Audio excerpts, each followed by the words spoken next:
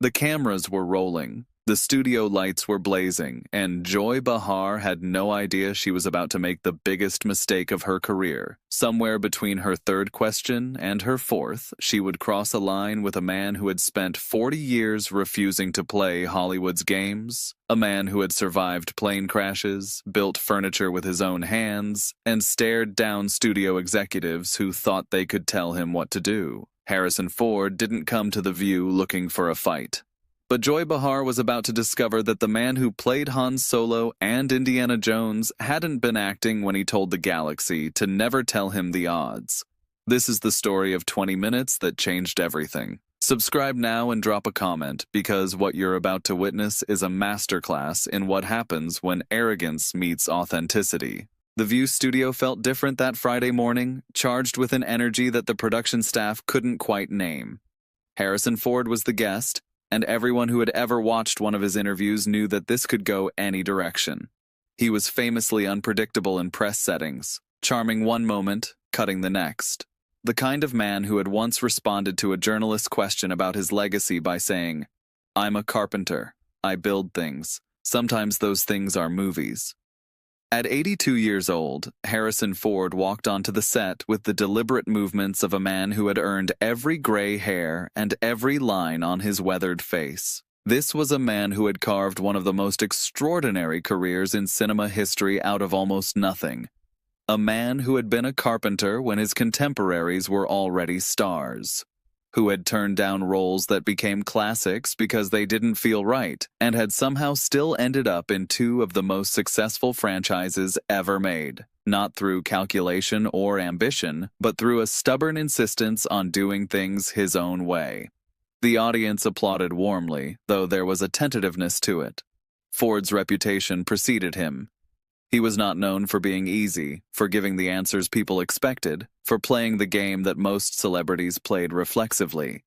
He was known for building his own furniture, flying his own planes, and having absolutely zero patience for questions he considered stupid. He settled into the guest chair with a grunt that the microphones caught, nodding once to the hosts without the practiced smile that most guests deployed immediately. Whoopi greeted him with the respect of one industry survivor to another. Sarah Haynes seemed slightly intimidated. Robin Roberts leaned forward with professional curiosity. Joy Behar studied him with an expression that suggested she had already decided how this interview was going to go. "Harrison Ford, welcome to The View," Whoopi began. "It's an honor to have Indiana Jones himself sitting with us." "Thanks," Ford replied, his voice carrying that distinctive gravel. "Though I'm not him. I'm just the guy who wore the hat." The audience chuckled. It was a typical Ford deflection, humble on the surface but carrying an edge. Joy jumped in before anyone else could speak, but not with a question, with a statement. "You know, Harrison, I've been watching your interviews for years, decades actually, and I have to say, you always seem like you'd rather be anywhere else. Like doing press is some kind of punishment. Don't you think that's a bit ungrateful? All these fans who love you, and you can barely be bothered to crack a smile?" The observation was sharp and clearly designed to knock him off balance, but Ford simply turned his head slowly to look at her, his expression unchanged. "Is that a question or a diagnosis?" he asked. "It's an observation," Joy replied. "You've had one of the biggest careers in Hollywood history, and you act like it's all been some kind of burden. Some people would kill for what you've had." Ford was quiet for a moment. When he spoke, his voice was measured, but carried an undercurrent that made several crew members exchange nervous glances. "I've been doing this for 50 years. 50 years of interviews, premieres, photo shoots, press junkets, and in all that time, I've learned something. The work matters, the publicity doesn't. I show up and do the job because I'm a professional, but I'm not going to pretend that sitting in a chair answering the same questions I've answered 1,000 times before is my idea of a good time." "But that's part of the job," Joy pressed. "Connecting with fans, being accessible, showing some warmth." "Is it?" Ford's eyebrow raised slightly. "Or is that just what people have decided celebrities owe them? I made movies. People watched them or they didn't. That's the transaction. Everything else is noise." The bluntness seemed to catch Joy off guard, but she recovered quickly. Fine. Let's talk about the work then. You've played Han Solo and Indiana Jones for decades. Some critics say you've essentially been playing the same character your whole career. The grumpy, reluctant hero who doesn't want to be there. That's not exactly range, is it? Ford laughed, a short, dry sound that contained no warmth whatsoever. Same character? Have you actually watched my films, Joy? The Fugitive, Witness, The Mosquito Coast, Presumed Innocent, Regarding Henry. Those are all the same character to you? He shook his head slowly. I've played doctors, lawyers, cops, scientists, presidents. I've done comedy, drama, action, romance. But sure, if you only remember Han Solo and Indiana Jones, I suppose you could convince yourself that's all I've done. I'm not saying that's all you've done. I'm saying those are the roles people remember. And maybe there's a reason for that. The reason is that those films were enormous cultural phenomena, Ford replied evenly. Billions of people saw them. They became part of the cultural fabric. That's not a limitation of my range. That's a testament to the power of those stories. He leaned forward slightly. You know what's interesting, Joy? I've never heard Clint Eastwood criticized for playing tough guys. I've never heard John Wayne's legacy questioned because he made westerns. But somehow I'm supposed to apologize for being in two of the most successful franchises in film history? Joy's face had reddened slightly, but she pressed on. Let's talk about your personal life, then. You're married to Callista Flockhart. There's a significant age gap there, over 20 years, and you adopted a son together. Some people have wondered whether relationships like that are really about love or about something else. The studio went very quiet. This was personal territory, and Ford's expression shifted to something colder. I'm going to give you one chance to clarify what you mean by something else, he said. His voice was quiet but carried a warning that was impossible to miss. Joy seemed to realize she had stepped into dangerous territory, but pride prevented her from backing down. I'm just saying that Hollywood has a history of older men with younger women, and sometimes the motivations aren't purely romantic. Power dynamics, career considerations, image management. Stop. Ford's single word cut through the air like a blade. I'm not going to sit here and listen to you suggest that my wife married me for my career. Callista was already successful when we met. She didn't need anything from me. We fell in love. We've been together for over 20 years. We've raised a son together. That's the reality. Your implications are insulting to her, not to me. He turned to address the camera directly. For the record, my wife is the best thing that ever happened to me. She's smart, she's funny, she's kind, and she puts up with me, which is no small thing. Anyone who wants to question her motives can come talk to me directly. He turned back to Joy. But you won't do that, will you? Because it's easier to make insinuations on television than to actually engage with real people about their real lives. Joy tried to regain control. I was just asking questions that people wonder about. No, you weren't, Ford said flatly. You were fishing for controversy, that's different, and I've been around long enough to know the difference.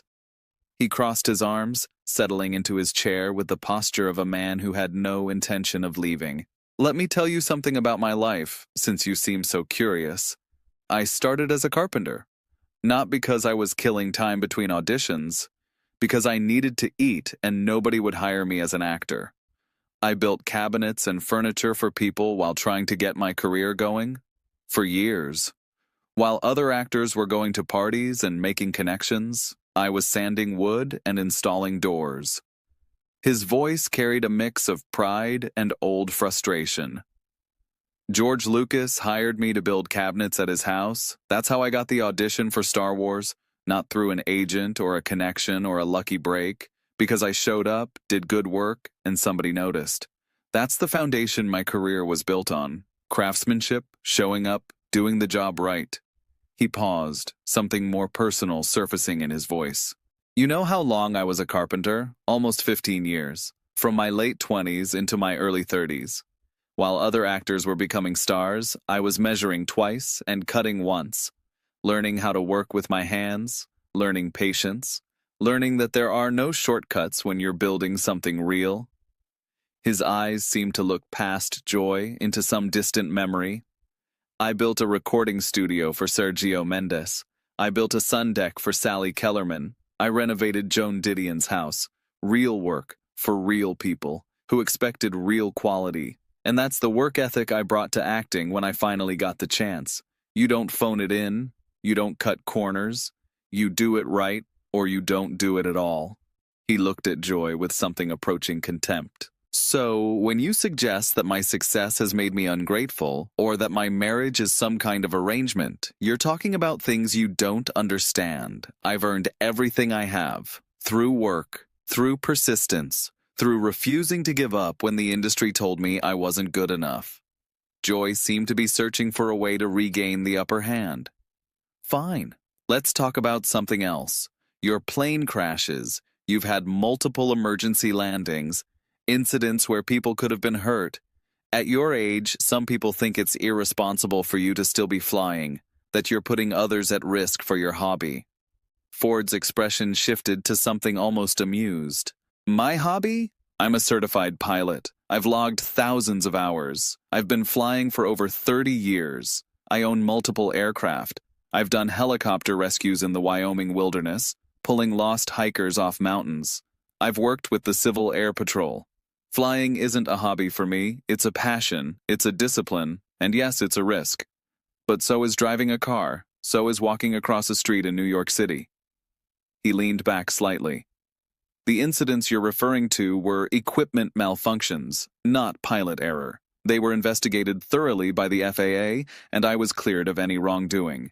In fact, in at least one case, my emergency procedures were cited as exemplary. I landed a plane on a golf course when the engine failed and walked away. Most people would have crashed. I didn't, because I know what I'm doing. He paused. But you knew that, didn't you? You just wanted to ask the question in a way that made me look reckless. That's what this whole interview has been. Taking things out of context, implying things that aren't true, hoping I'll get angry enough to give you a soundbite. He uncrossed his arms and leaned forward. I'm not going to give you that. I've been doing this too long. I've dealt with people like you my entire career. People who think they can rattle me, get under my skin, make me say something I'll regret. It doesn't work. His voice dropped to something almost gentle, which somehow made it more devastating. You know what I've learned in 82 years? The people who try hardest to tear others down are usually the ones who have built the least themselves. It's easier to criticize than to create. Easier to question someone else's life than to examine your own. He looked around the studio, then back at Joy. I've built things. Movies, yes, but also actual things. With my hands. Furniture that people use every day. A ranch that I've worked for decades. A family that I love. A career that has lasted over half a century. What have you built, Joy, besides a reputation for making people uncomfortable? The question hung in the air. Joy's face was now fully red. I've had a successful career in television and comedy for decades, she said defensively. Have you? Ford's tone was almost curious. I don't know. I don't watch television much. I'm usually out flying or working on the ranch or spending time with my wife and son. You know, actual life things. The dismissal was brutal in its casualness. Joy stood up abruptly. I don't have to sit here and be insulted. Then don't, Ford replied, not moving. I was invited here to do an interview. You're the one who decided it was going to be an interrogation. I'm just responding to what you've given me. This is my show, Joy said, her voice rising. Actually, I believe it's Whoopi's show, Ford said, glancing at Whoopi, who was watching the exchange with barely concealed amazement. And Barbara Walters created it. But sure, it's your show. The correction was precise and delivered with the timing of someone who had spent decades working with the best screenwriters in the business. Joy stood frozen, clearly unsure whether to stay or go. Ford continued, his voice now carrying something that might have been genuine advice. You know, Joy, I'm not your enemy. I'm just a guy who made some movies. I came here today prepared to talk about work, about life, about whatever you wanted to discuss. But you came in with assumptions, with an agenda. You decided before I sat down that you were going to put me in my place. He shook his head slowly. I'm 82 years old. I've been put in my place by experts, directors who didn't believe in me, studios who thought I was finished, critics who said I couldn't act, time itself. You're going to have to try harder than a few loaded questions and some tabloid insinuations. He smiled, and for the first time, it almost reached his eyes. Sit down, Joy. Let's start over. Ask me about acting, about building things, about what I've learned in 50 years of doing this. I'm happy to have that conversation, but if you're just going to keep trying to provoke me, I'll just keep doing what I'm doing now, sitting here comfortable, watching you get frustrated. Joy remained standing, her hands shaking slightly. I think we need a commercial break. We don't need anything, Ford replied. But if you need one, go ahead. I'll wait. Something in his absolute calm seemed to break Joy's composure completely. She turned and walked off the set without another word, leaving behind a studio that had gone completely silent. Ford watched her go, then turned to Whoopi with a shrug. Was it something I said? The audience, which had been holding its breath, burst into laughter. Whoopi was shaking her head, a smile playing at her lips. Harrison, you are something else. I'm a carpenter who got lucky, he said simply. That's all I've ever been. Sarah leaned forward, seizing the opportunity. Can we actually ask you about your career? About what you've learned? Ford nodded. That's what I came here to do. And for the remaining time, freed from Joy's hostile presence, Harrison Ford gave one of the most engaging interviews of his career. He talked about working with directors from Lucas to Spielberg to Villeneuve, about the discipline of craft, about finding love later in life, about what it meant to still be working, still flying, still building things at 82. He talked about the importance of environmental conservation, a cause he had championed for decades, about his 800-acre ranch in Wyoming, where he worked the land and escaped from Hollywood whenever he could, about why he still did his own stunts well into his 70s, not for ego, but because he believed audiences deserved authenticity. The body breaks down, he admitted with a wry smile. I've had injuries, but there's something about actually doing the thing, not just pretending to do it, that comes through on screen. The audience can feel the difference. They might not know what they're feeling, but they feel it. Sarah asked about his children, and his voice softened noticeably. 5 children from different marriages, ranging in age from their 20s to their 50s, each finding their own path. He spoke about the challenges of being a father while having the kind of career that took him away for months at a time, about mistakes he'd made and lessons he'd learned. I wasn't always present when I should have been, he said quietly. Work took priority when it shouldn't have. That's something I live with. But my children know I love them. And I've tried to do better as I've gotten older. Sometimes the best thing you can do is acknowledge your failures and keep trying. The audience left that day having witnessed something extraordinary. Not a fight exactly, though it had contained elements of one.